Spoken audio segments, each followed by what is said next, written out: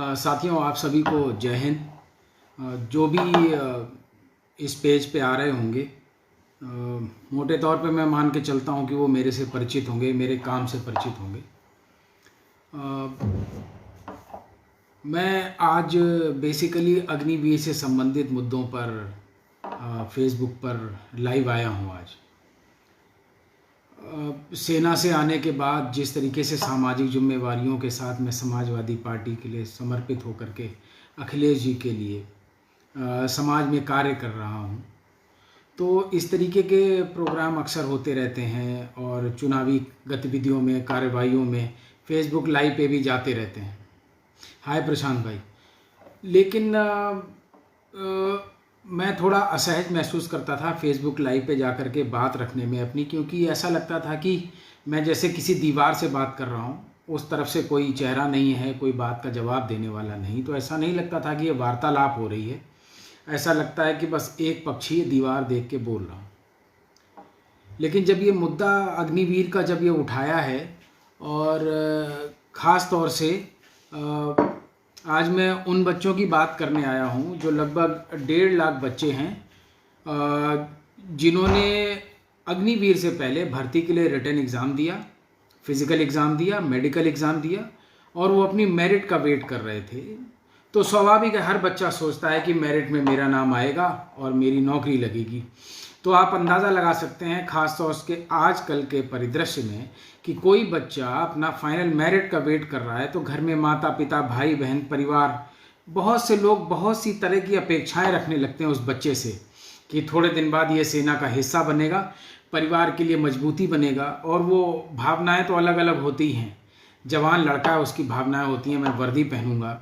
उसके पिता को फ़क्र होता है कि मेरा बेटा फ़ौज में जाएगा, और कहीं ना कहीं माँ को थोड़ा सा लगता है कि मेरा बेटा जो है अब सरहद पे जा रहा है, खतरे की ज़िंदगी जिएगा। तो गर्व के साथ थोड़ी चिंता भी होती है, हम सबके परिवारों में होती।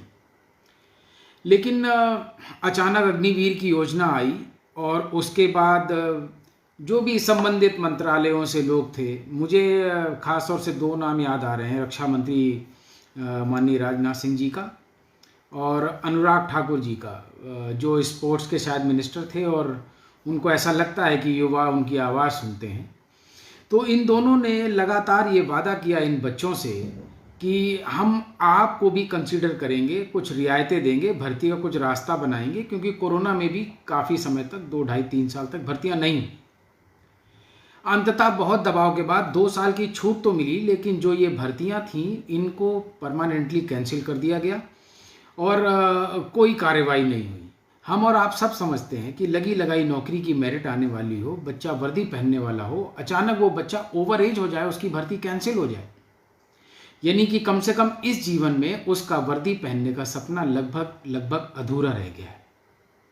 उनके पास और भी रास्ते हैं पैरामिलिट्री फोर्सेज में और बाकी और जीवन में, जीवन तो जीना है, बहुत से रास्ते हैं। लेकिन एक जज्बा होता है, बच्चे में एक जज्बा होता है कि वो ऑलिव ग्रीन कलर की फौज की सेना की वर्दी पहनेगा और देश के लिए काम करेगा, अपनी जवानी देश को देगा। तो उनमें निराशा होती है। ऐसे बहुत से बच्चे लगातार, मैं बड़े गर्व और गौरव के साथ कहूँगा कि हजारों बच्चे, खास तौर से उत्तर प्रदेश के सभी 75 जिलों से लगातार मेरे संपर्क में हैं। मैं सैनिक प्रकोष्ठ में हूं, तो स्वाभाविक है हमारे ज़िले में जितने भी फौजी भाई सैनिक प्रकोष्ठ के साथ काम करते हैं, उन पदाधिकारियों के साथ, सदस्यों के साथ लगातार संपर्क में हैं। बहुत से बच्चे हैं जो लगातार सुबह 4 बजे उठ के दौड़ रहे हैं, भाग रहे हैं, अभी भी प्रयास कर रहे हैं अग्निवीर की भर्ती में। वो सब बच्चे भी कहीं ना कहीं किसी न किसी तरीके से टच में हैं। इन बच्चों का लगातार मांग था कि हम कुछ प्रयास करते हैं, कोई रास्ता निकालते हैं। तो इन्होंने तय किया था कि ये बिहार चंपारण से मार्च करते हुए जंतर मंतर दिल्ली तक जाएंगे।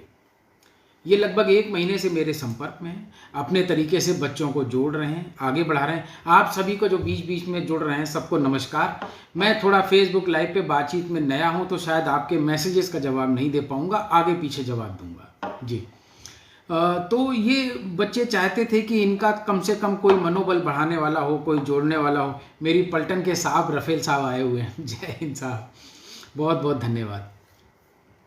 तो इनको थोड़ा बहुत जो मार्गदर्शन मैं दे सकता था, रास्ता बता सकता था, मैंने इनको बताया।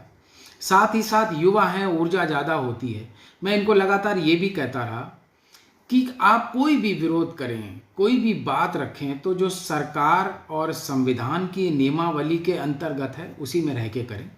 कोई ऐसी हरकत ना करें जो कम से कम संवैधानिक तौर पर, लोकतांत्रिक तौर पर और कानूनन तौर पर गलत है। खुशी की बात यह है कि ये बच्चे बहुत ही समर्पित और बहुत ही अनुशासित तरीके से चल रहे हैं। चंपारण से पैदल चलते हुए आए हैं और आज ये बनारस पहुँचे हैं।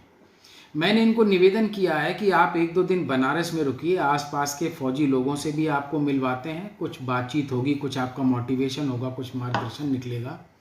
और साथ ही जो अलग अलग मैदानों में जो बच्चे भर्ती की तैयारियां कर रहे हैं उनसे जाके सुबह और शाम मिलिए, बात रखिए, अपनी चर्चा कीजिए, ताकि वो भी आपकी समस्याएं समझें। उनकी हैं, आपकी हैं, सबकी हैं। एक जुड़ाव होगा, एक रास्ता बनेगा साथ में मिलके काम करने का। और मैंने साथ में ये भी कहा है कि हमारी लगातार ये आवाज़ है और समाजवादी पार्टी और हमारे राष्ट्रीय अध्यक्ष अखिलेश यादव जी लगातार ये बात कह रहे हैं कि हम अग्निवीर भर्ती योजना के खिलाफ हैं और जैसे ही दिल्ली में सरकार में हमारा पक्ष आएगा, हम सरकार में आएंगे, हम इसके लिए प्रयास करेंगे कि अग्निवीर योजना कैंसिल हो, निरस्त हो और फौज से ख़त्म हो। इसके अलावा आप सब ये भी जानते होंगे कि अखिलेश यादव जी मिलिट्री स्कूल से पढ़े हुए हैं, तो स्वाभाविक है जिन्होंने अपनी बाल्यावस्था से युवावस्था या किशोरावस्था तक कम से कम 8 साल जिस वर्दी का धारण किया हो, जिस रूटीन में जीवन जिया हो, सुबह उठ के पीटी में जाने से लेकर के रात में सोने के जो 10 बजे का रोल कॉल और लाइट्स आउट का जो पद्धति है फौज में, उसको जिया हो, कम से कम वो हमारा दर्द और तकलीफ जानता होगा। इसके अलावा बहुत से लोग जो मेरे साथ फेसबुक पे जुड़े हुए हैं, किसानों के बच्चे हैं, छोटे परिवारों से हैं, गरीब गुरबा समाज से, उनके घरों के बच्चे, उनके अभिभावक, किसी के चाचा, किसी के ताऊ फौज से आए हैं या फौज में हैं, या उनके परिवार का कोई बच्चा फौज में जा रहा है या फौज की तैयारी कर रहा है, तो कहीं ना कहीं जो ग्रामीण समाज खास तौर से वो इस जीवन पद्धति से कहीं ना कहीं जुड़ाव महसूस करता है और वो हमारे साथ। एक कारण और भी था मेरा फेसबुक पे लाइव आने का कि मैं देख रहा हूँ कि इन बच्चों के साथ लगातार हम अलग अलग माध्यम से संपर्क में हैं, अपनी तरफ से सलाह मशवरा देते रहते हैं, उनसे लेते रहते हैं, निर्देश देते रहते हैं, कोऑर्डिनेट करते रहते हैं। हम अपने सैनिक भाइयों के साथ भी लगातार चर्चा करते हैं, इस पे आगे क्या होना चाहिए चिंतन मनन करते हैं, उस तरीके से बच्चों को मोटिवेट करते हैं। लेकिन कहीं ना कहीं मैं देख रहा था कि मेरे फेसबुक के पेज पे भी बहुत गंभीर, चिंतनशील, समाजवादी विचारधारा के लोग, देशभक्त, राष्ट्रभक्त लोग जुड़े हुए हैं। मैं चाहता था कि इस पोर्टल पे आकर के अपनी बात रख सकूं, शायद उनमें से भी कुछ साथी हमारी बात, हमारे मर्म को बेहतर समझें। उनका हक भी है इसको जानने का और समझने का। इसलिए मैं फेसबुक लाइव आया था। मैं उनसे अपनी बात रखना चाहता था, उनको ये समझाना चाहता था कि हम कम से कम जो सैनिक समाजवादी पार्टी के साथ अब जुड़े हुए हैं वो भी, और जो कम से कम गैर राजनीतिक सैनिक हमारे संपर्क में हैं वह भी लगातार प्रयास कर रहे हैं कि इस योजना के अगेंस्ट कुछ मूवमेंट हो, ये योजना हटे और उसके बाद जो साधारण जैसे पहली भर्ती होती थी फौज की वैसी भर्ती हो। हम और आप सब जानते हैं कि फौज की सर्विस में बहुत खतरे हैं और बड़े अलग खतरे हैं और कहीं ना कहीं सीधे जान के खतरे हैं।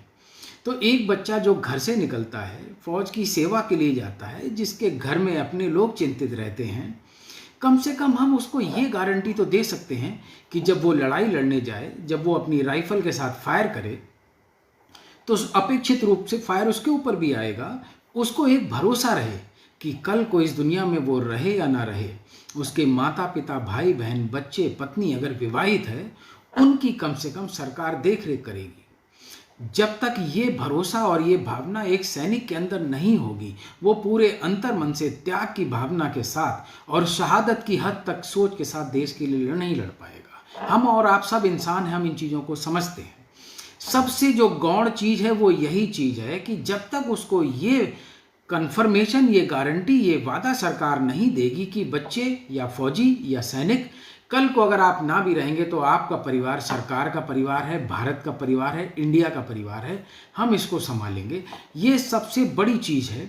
उसके बाद जो पेंशन और जो फाइनेंशियल इमोल्यूमेंट्स या बाकी चीज़ें होती हैं वो अलग बात है। बहुत ज़रूरी है, इसमें कोई शक नहीं। इस जीवन में अगर जीना है तो पैसा चाहिए, कपड़ा चाहिए, मकान चाहिए, खाना चाहिए, सब कुछ चाहिए, तभी जी सकते हैं। लेकिन जिस भावना की मैं बात कर रहा हूँ कि शहादत की सोच के साथ कोई तभी लड़ पाएगा जब कम से कम उसके जाने के बाद पीछे उसकी कमी किसी को ना खले। इस परिप्रेक्ष्य में मैं ये सारी बातें आपके साथ रखना चाहता था। और बहुत कम लोग आए होंगे, मैंने अचानक ये फेसबुक लाइव के लिए बोला है, बहुत कम आए होंगे, लेकिन मुझे पता है कि आगे पीछे बहुत से लोग पेज पे आकर के इस मेरे निवेदन को, मेरी प्रार्थना को सुनेंगे, समझेंगे, पढ़ेंगे, उसको शायद उस सोच को कम से कम अपने यहाँ इन बातों को अपने गांव में चौपाल में किसी छप्पर के नीचे रखेंगे तो एक की सोच 10 आदमी के पास जाएगी। हम चाहते हैं कि हमारी चीज़ें ज़्यादा से ज़्यादा लोगों तक पहुँच